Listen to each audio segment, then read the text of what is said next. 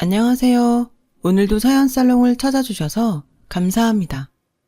사연을 보내는 저는 올해로 30대 중반에 접어든 가정주부이면서 지금은 어느 정도 성공했다는 평가를 듣고 있는 사업가예요. 친정 어머니와 함께 시작했던 음식 관련 사업이 성공을 이루면서 지금에 이르게 되었죠.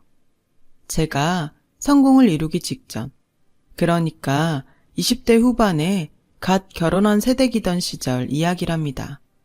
남다른 음식 솜씨를 가진 친정 엄마의 영향을 받아서일까요? 대학교에서 식품영양학과를 전공하게 되었어요. 졸업하던 겨울부터 곧장 어느 요식업 회사에 사무직으로 근무하게 되었고요. 그 즈음 만나기 시작한 남자친구가 바로 지금의 남편이에요. 남편은 저와 같은 대학의 호텔 경영학과 출신이었고 어느 호텔에 근무하고 있는 사회 초년생이었어요. 저희 둘 모두 넉넉한 집안 형편은 아니었기에 치열한 사회 초년생 시절을 보냈죠.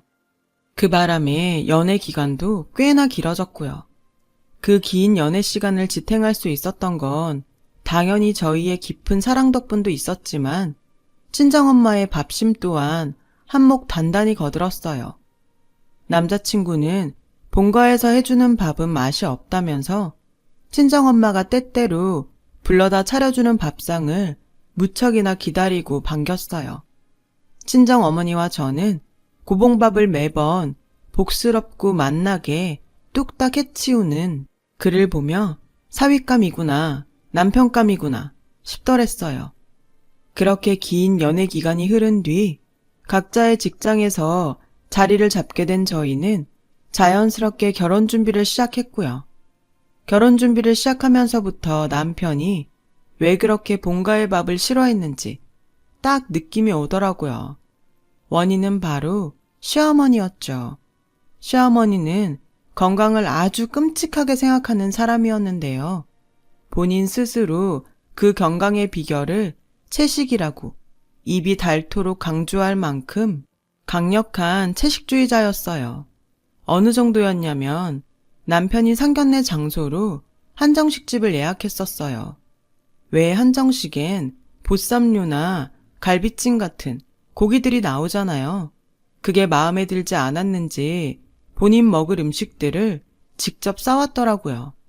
시어머니는 조리도 되지 않은 날것 그대로의 채소들을 식탁에 늘어놓으면서 투덜투덜 음식 투정을 늘어놓았고 그 말을 듣는 저와 친정 엄마는 세상에는 참 다양한 사람들이 많구나 싶었어요. 이건 뭐 사람 먹으라고 내어놓은 음식들인지 아니면 먹고 죽으라는 음식들인지? 채식 좋아하시나 봐요. 좋아한다기보다는 말이야 바른 말이지. 인간은 원래가 초식동물이야, 초식동물. 그렇게 생각하시는구나. 그런데 이 자리에도 고기 안 들어간 음식들은 많지 않나요? 그렇게 보이긴 보여도 밖에서 사 먹는 음식들은 도통 믿을 수가 없어. 네? 뭐 하나 동물 성분이 없는 음식들이 없잖니. 고추장에도 동물성 성분 조미료가 들어가 있고 김치에 들어간 젓갈도 동물성 성분이고 된장찌개에도 하다못해 멸치 육수라도 썼겠지. 동물성 성분들은 하나같이 독이에요. 사람 죽이는 독. 네. 여러분들께서는 비건이라는 말을 혹시 들어본 적 있으신가요?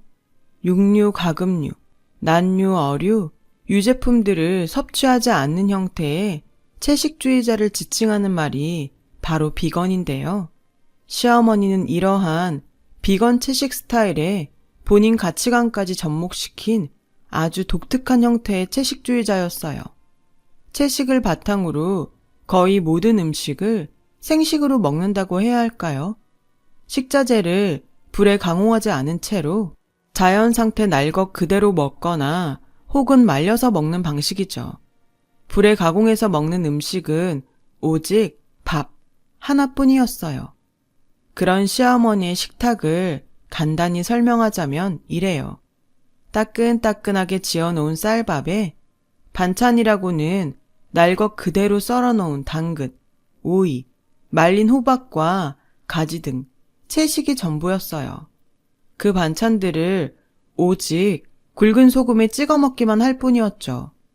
고추장이나 된장 같은 양념들도 절대로 식탁에 올리는 법 없었죠. 물론 시어머니가 채식주의자라고 해서 흉보자는 건 아니에요. 세상에는 사람들 숫자만큼이나 다양한 삶의 방식이 있고 채식주의 또한 그 중에 하나일 뿐이니까요. 범죄를 옹호하는 것을 제외한 모든 삶의 방식이 존중받아 마땅한 만큼이나 시어머니의 채식 또한 존중받아 마땅한 것이라 생각하고요. 하지만 문제는 시어머니 본인의 채식주의를 타인에게 억지로 강요한다는 것에 있었어요. 결혼 후 한동안은 큰 문제 없이 보냈어요. 시댁과 신혼집이 제법 거리가 되었던 데다가 남편이 저의 든든한 방패막이가 되어주었거든요. 그러던 어느 날, 있잖아 여보, 지금 제일 받고 싶은 선물 딱 한 가지만 말해봐봐. 선물? 자기 성과금 받았구나? 물질적인 거 말고, 응? 장모님 애인 생기셨대? 잘됐다. 혼자 많이 외로우셨을 텐데. 자꾸 뭐래. 나 지금 우리 얘기하고 있거든. 당신 설마 눈치도 못 채고 있었던 건 아니지? 무슨, 나도 안다 뭐. 고마워 여보. 고생 많이 했어. 앞으로 더 열심히 살자 우리. 아들인지 딸인지는 안 물어봐? 그게 뭐가 중요해. 아들이든 딸이든 건강하게 낳아서 잘 키우면 되는 거지. 왜 그렇게 빤히 봐? 당신 표정이 완전 기뻐하는 사람 같지는 않아서. 왜? 아빠 되는 거 부담돼? 부담이라기보다는 그래, 숨길 일은 아니니까. 나 해외 연수 기회 잡았어. 한 3, 4년 외국에 있는 호텔에서 근무하게 될 것 같아. 에이, 난 또 뭐라고. 좋은 일이잖아. 태어날 아이의 부모이기 전에 당신에게도 당신의 삶이 있는 거고. 아이는 나랑 친정엄마가 잘 돌볼게. 마음 편히 다녀와. 얘기는 고마운데 난 자꾸 우리 엄마가 걱정돼가지고. 시어머니가 왜? 채식? 걱정하지 마. 설마 임신한 며느리한테까지 강요하겠어? 그래도 마음이 좀... 정말 괜찮겠어? 진짜지 그럼. 내 가정은 내가 지킨다. 와이프 믿지? 남편은 그렇게 저희 전폭적인 지지를 받으며 해외 연수를 떠났습니다. 혼자 남겨진 저는 임산부로서 그리고 사회인으로 최선을 다했어요. 그러던 어느 날 저는 뜻밖의 진단을 받게 되었어요. 유산 위험이 있다는 진단이었는데요. 다행히 큰 위험은 아니었어요. 다른 임신 초기의 임산부들보다 아주 조금 위험이 높을 뿐 정상적인 생활에 지장을 주거나 크게 신경 써야 할 정도는 아니었어요. 하지만 호시탐탐 저에게 희한한 형태의 채식을 전파할 기회만을 노리고 있던 시어머니에게는 약간의 유산조짐이 있다는 소식이 빌미가 되어버렸던 모양이었죠. 제가 진단을 받아들기가 무섭게 저를 시댁 식탁에 불러다 앉히더라고요. 그 식탁에는 당연하게도 시어머니 스타일의 채식 식단이 차려져 있었고요. 사부인 통해서 얘기 들었다. 유산조짐이 있다지? 다행히 심각한 정도는 아니래요. 몸에 무리가 갈 만큼 격렬한 운동 같은 걸 당분간 삼가하라는 얘기였지 약을 먹는다던가 치료를 받아야 한다던가 하는 정도는 아니라네요. 땡! 그게 어미 될 사람 입에서 나올 얘기야? 네? 솔직히 태아가 위험한 상태인 것이 다 누구 때문이니? 다 너 때문이잖아. 혹시 지금 제가 음식을 함부로 먹어서 그렇다는 얘기를 하시려는 건가요? 당연하지. 인간은 원래가 채식동물인데 동물성 성분을 함부로 섭취하니까 유산 위험이 안 생기고 백이겠냐. 그 말이다 내 말이.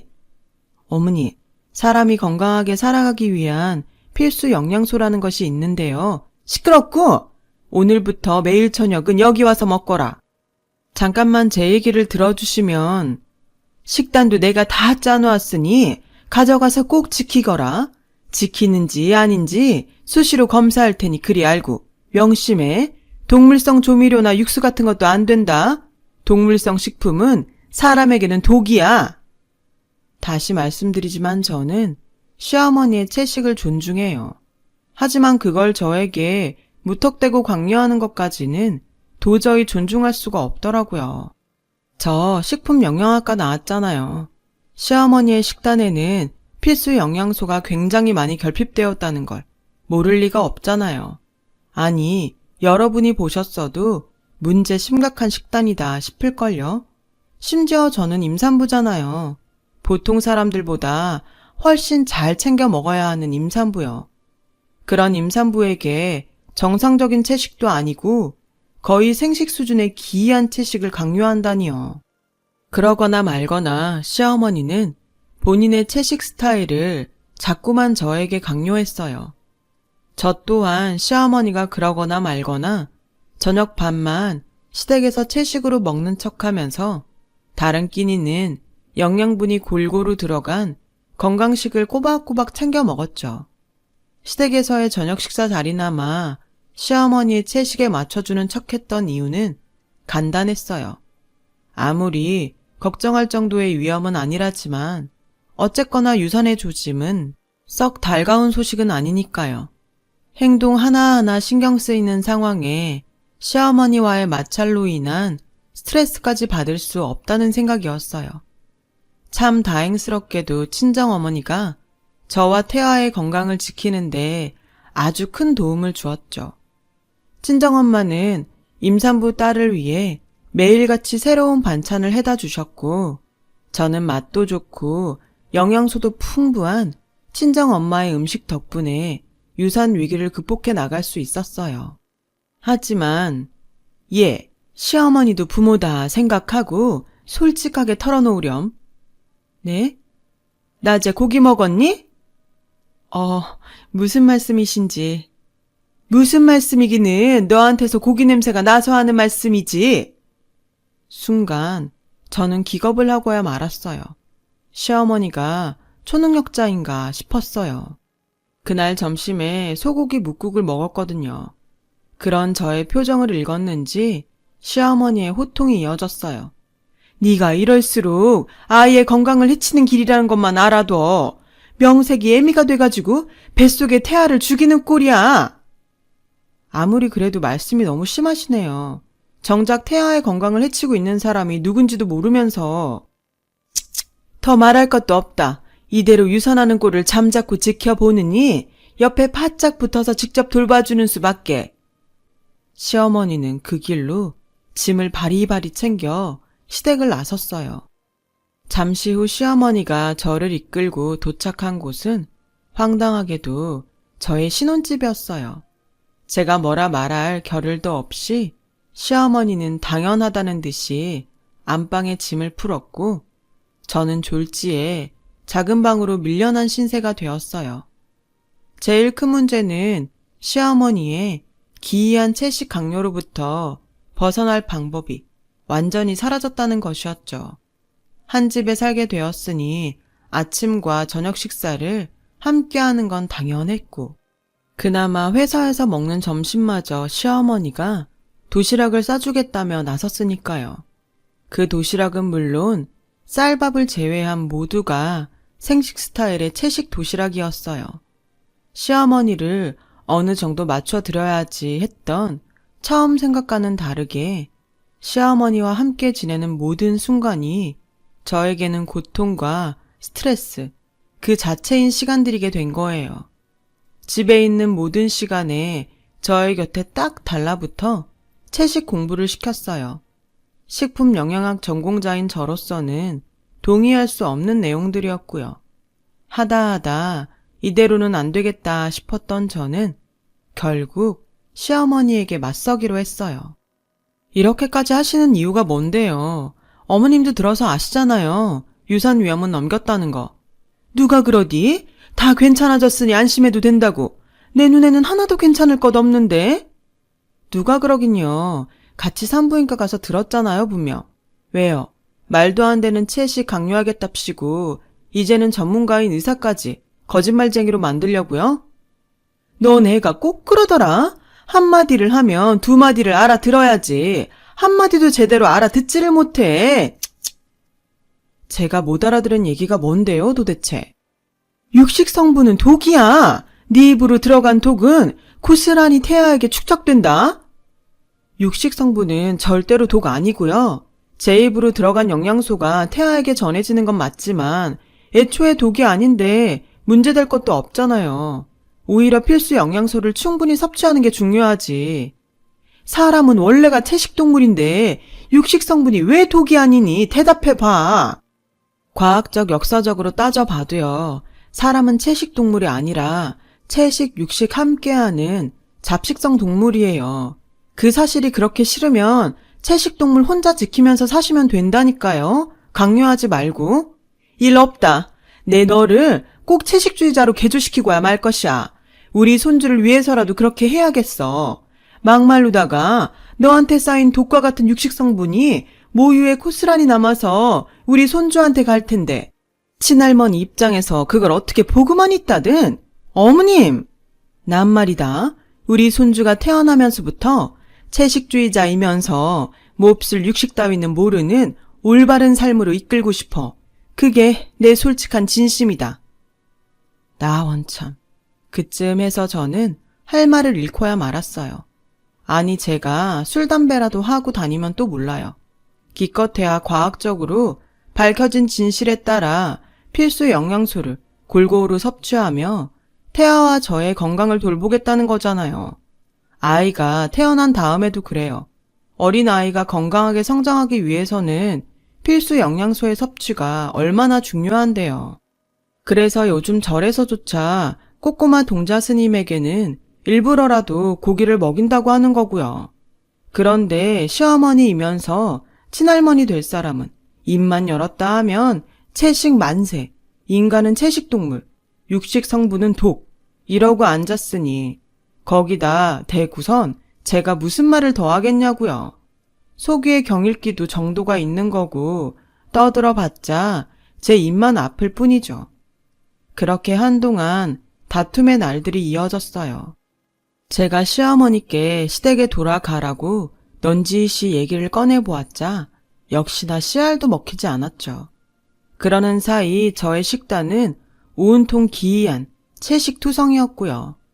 꽤 긴 시간 제대로 먹지 못한 데다가 극심한 스트레스까지 겪어버린 저는 결국 회사에서 근무하던 중에 쓰러지고야 말았어요.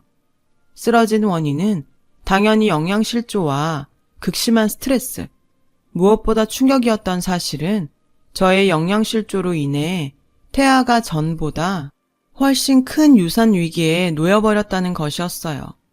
산부인과 의사로부터 진단을 듣는 내내 저의 뇌리에는 섬뜩한 생각이 스쳐가더군요. 이대로 시어머니가 곁에 있으면 나와 태아에게 똑같은 위협이 언제든 다시 닥쳐올 수 있겠구나. 아니, 분명히 닥쳐올 것이다. 무사히 출산을 마친다 하더라도 시어머니가 나도 모자라 아이에게까지 기이한 채식을 강요할 테니 아이의 건강에도 위협이 되겠지. 그래서 저는 시어머니를 저와 태아의 곁에서 떼어놓기로 결심했어요. 그런데 저와 친정엄마가 그 결심을 되새기며 집으로 돌아오던 순간 저희 모녀의 앞에는 충격적인 광경이 펼쳐졌어요. 친정엄마가 임신한 딸을 위해 냉장고에 가득 채워놓은 음식들을 시어머니가 동네 떠돌이 개밥으로 주고 있더군요. 그냥 음식도 아니고 친정엄마가 밤을 새워가며 만들어다 주신 정성 그 자체인 음식들을요. 저는 결국 격분하고야 말았어요. 지금 무슨 짓을 하는 건지 알고는 있으세요? 이깟 독쓰레기들 개밥으로 버리고 있잖니. 왜? 그게 문제라도 된다든? 그 음식들이 어떤 음식들인지는 관심도 없죠? 넌 배운 만큼 배웠다는 애가 말이 참. 입은 틀어졌어도 말은 똑바로 하렴. 이게 어딜 봐서 음식이니? 아, 진짜. 그래요, 채식주의자? 좋죠. 그게 뭐 나쁜가? 사람에게는 각자의 가치관이라는 게 있는 법이니까 존중합니다. 그래? 아이고야, 이제야 네가 좀 올바른 생각을. 근데 이건 아니죠.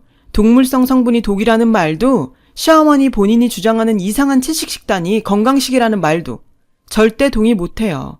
자신의 가치관을 타인에게 이런 식으로 강요하는 것도 더 이상은 존중할 수가 없겠습니다. 동의할 것도 없고 존중할 것도 없어. 어른이 하는 말이니까 넌 그냥 나 죽었소 하면서 시키면 시키는 대로 따라해. 저 지금 응급실 다녀오는 길이에요. 근무하다가 쓰러져서. 혹시 고기 먹었니? 뒤에서 그러고 다닐 줄 진작에 알아봤다. 제대로 못 먹어서 쓰러진 거예요. 영양실조. 그놈의 이상한 채식 강요 때문에 받은 스트레스가 원인이기도 하고요. 저와 태아에게 독은 동물성 식품이 아니라 어머님 그 자체였다고요. 너 지금 친정엄마 앞이라고 체면 세우니? 이게 어디 버르장머리 없이? 버르장머리 없을만 해서 없는 거고 앞으로는 안 보고 살 작정으로 이러는 거죠. 의절이라도 하겠다? 누구 맘대로? 유감이지만 해외 연수 중인 댁내 아드님과도 통화 마쳤네요. 참, 이제는 내 남편이지 당신 아드님이 아니라 꼴도 보기 싫으니까 얼른 가세요. 짐은 택배로 보냅니다. 그렇게 저는 시댁과 의절을 했습니다. 솔직히 말해서 속이 아주 시원하더라고요. 찍소리도 못하고 돌아서는 시어머니의 모습을 보며 안도했어요. 저와 태아의 건강을 위협했던 원인이 사라진 것이니까요. 그런 저와 태아를 위해 친정엄마는 무척이나 애를 쓰셨어요.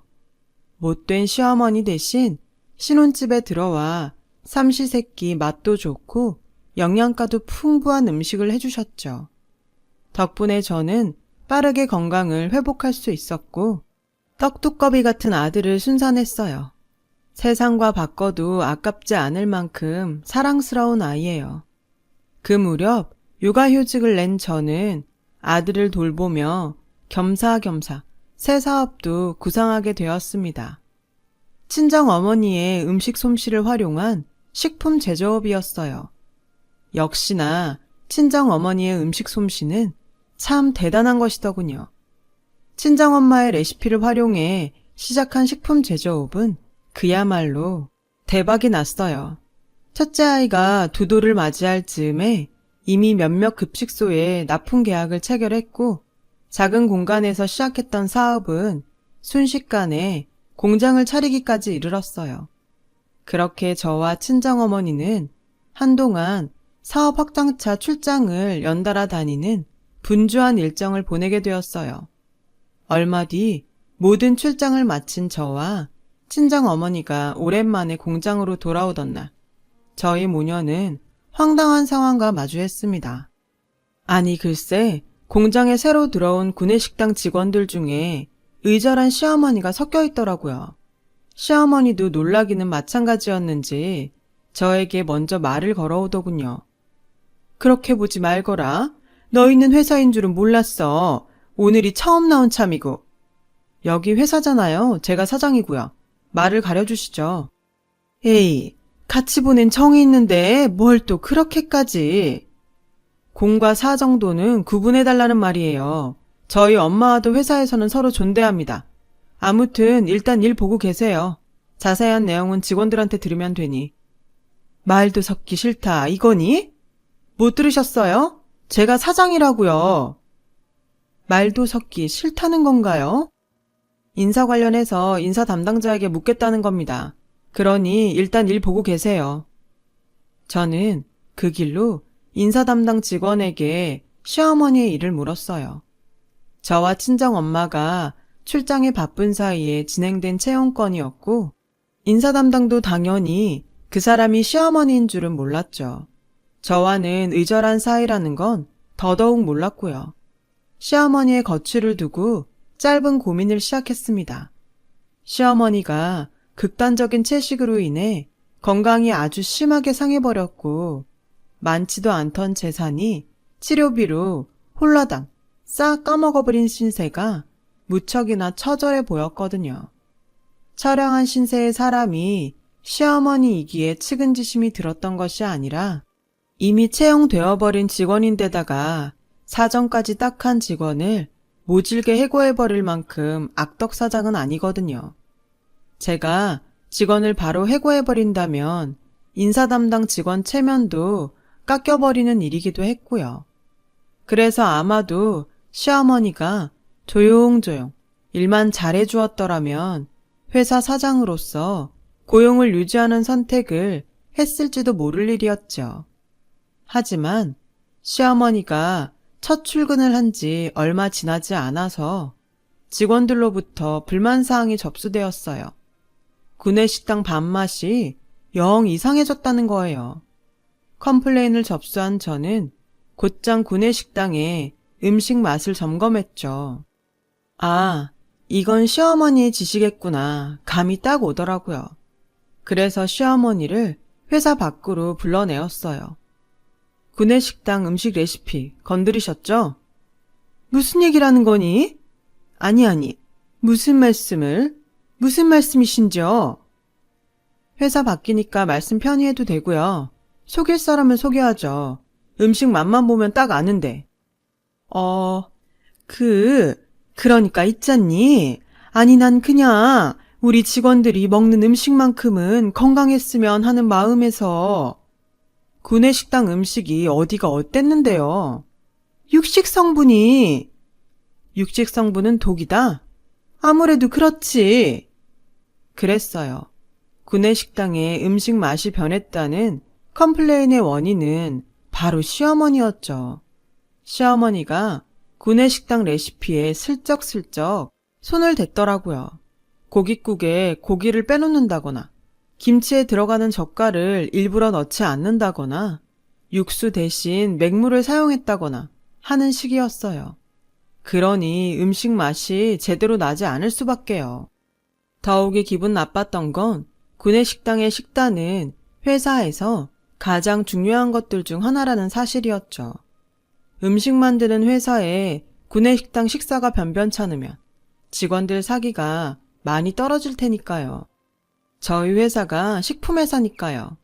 그래서 친정어머니의 음식 솜씨를 바탕으로 제가 식품영양학 전공까지 살려가며 맛과 영양 모두를 만족시킬 수 있도록 신경 써왔던 구내식당이었거든요.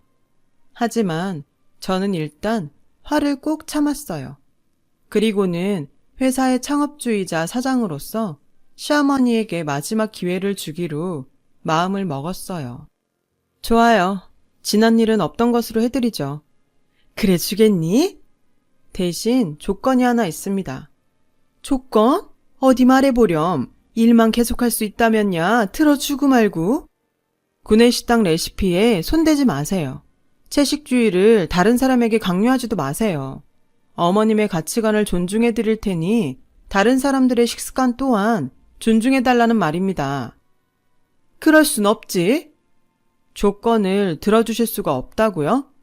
아무리 직원들끼리만 먹는 구내식당이라지만은 참된 현대인 입장에서 독인 것을 독이 아니라 할 수는 없다.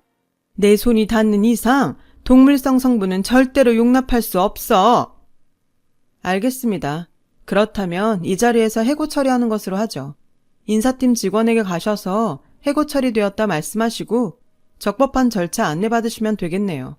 해고로 인해 회사가 져야 하는 책임이 있다면 하나도 빠짐없이 모두 지겠습니다. 에이, 또 그렇게 모질게 굴 것까지야. 아닌 말로다가 나 여기 아니면 갈 데가 없어요. 이 나이에 취직 자리라고는 식당 아르바이트가 전부인데 그나마도 녹록치가 않아요. 왜 녹록치가 않을까요? 뻔하죠. 그 식당들에서도 그 말도 안 되는 채식이 어쩌고저쩌고 그렇게 하다 쫓겨났을 거 아닌가요? 유감이지만 저희 회사도 마찬가지입니다. 음식 가지고 장난치는 사람을 구내식당에서 고용할 수는 없으니까. 결국 시어머니는 그 자리에서 해고 처리되었고 저희는 긴 악연의 마침표를 찍게 되었어요. 그렇게 지금 30대 중반에 접어든 저는 시어머니의 채식 강요로부터 지켜낸 첫째 아이와 그 이후에 태어난 둘째 아이를 건강하게 잘 키우고 있답니다. 저와 친정어머니 그리고 해외 연수에서 돌아온 남편은 아이에게 가리는 음식 없이 골고루 꼭꼭 씹어 잘 먹는 식습관도 빼먹지 않고 가르치고 있어요. 사업은 음식 납품하는 급식소를 더 늘리기 어려울 만큼 번창했고요. 시어머니는 어떻게 되었냐고요? 식당 아르바이트를 여기저기 전전하며 입에 겨우 풀칠이나 하고 다닌다는 풍문이에요. 심지어 그 식당들에서도 손님들에게 극단적 채식을 강요하다 쫓겨나기 일쑤인 신세라더군요. 신혼집에서 한 번, 회사의 레시피에 손댔다가 또 한 번, 그렇게 2번씩이나 쫓겨난 데다가 심지어 겨우 먹고 사는 신세가 되어서조차 그 버릇을 못 고쳤다니. 참, 이래서 사람 쉽게 안 변한다고 하는 모양입니다. 어떤 잘못된 믿음은 자신 말고도 주변 사람들까지 병들게 할 수 있다는 것이 무섭기도 했어요. 저도 제 가족과 자신, 회사를 위해서 건강한 정신과 건강한 육체를 가질 수 있도록 노력하면서 살아야겠어요. 저희 사연은 여기까지입니다. 들어주셔서 감사해요. 맛있고 건강한 하루 되세요. 여러분, 사연 댓글에 응원과 현명한 조언 부탁드려요. 좋아요와 구독은 저에게 큰 힘이 됩니다. 오늘도 좋은 일 가득하세요.